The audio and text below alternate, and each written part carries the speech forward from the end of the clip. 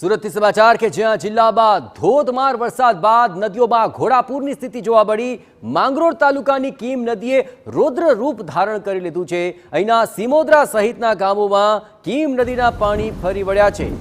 સિમોદરા ગામે હરિજનવાસની અંદર મકાનો પાણીમાં ગરકાવ થયા, જ્યાં સવારથી જળબંબાકારની સ્થિતિ વચ્ચે ફસાયેલા લોકોનું રેસ્ક્યુ કરવામાં આવ્યું હતું। એસડીઆરએફની ટીમ દ્વારા પાણીના ધસમસતા પ્રવાહ વચ્ચે રેસ્ક્યુ કરાયું છે।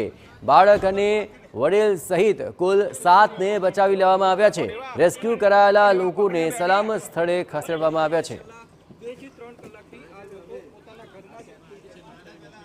સુરત જિલ્લામાં વરસેલા ધોધમાર વરસાદને પગલે ઠેર ઠેર જળબંબાકારની સ્થિતિ સર્જાઈ છે। નદીઓ ગાંડીતુર બની છે। નદીઓના પાણી ગામડાઓમાં ઘૂસી ગયા છે। હાલ આપણે છે સુરત જિલ્લાના માંગરોળ તાલુકાના સિમોદરા ગામ ખાતે એક્સક્લુઝિવ દ્રશ્યો આપ ટીવી9 સ્ક્રીન પર જોઈ શકો છો।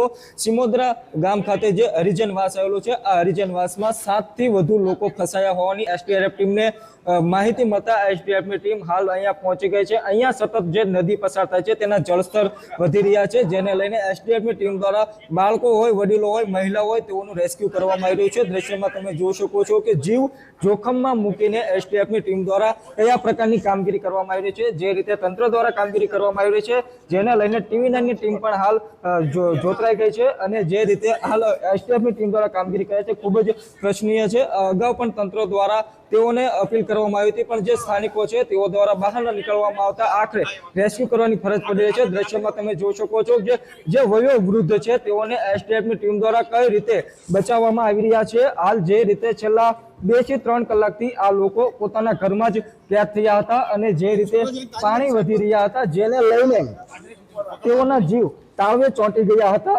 એસડીએફની ટીમને માહિતી આપવામાં આવતા એસડીએફની ટીમ સ્થળ પર પહોંચી ગઈ છે। એસડીએફની ટીમ દેવદૂત સાબિત થઈ રહી છે। હજુ પણ ભારે વરસાદ વરસે તેવી હવામાન વિભાગ દ્વારા આગાહી કરવામાં આવી છે, ત્યારે જે રીતે હાલ એસડીએફની ટીમ દ્વારા કામગીરી કરાઈ છે ખૂબ જ બિરદાવલાયક છે।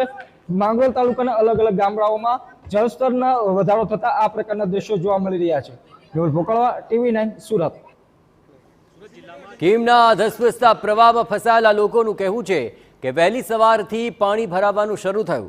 તેમને એમ હતું કે થોડી વારમાં જ પાણી ઓસરી જશે, પરંતુ જળ સપાટી સતત વધતી રહી અને પછી તો પાણીનો વેગ પણ એટલો જ પ્રચંડ થઈ ગયો। ઘરની બહાર નીકળવું અશક્ય બની ગયું। પરિવારજનો કલાકોથી પૂરના પાણીમાં ફસાયેલા હતા અને માહિતી મળતા જ એસડીઆરએફની ટીમ તેમની મદદે દોડી આવી છે।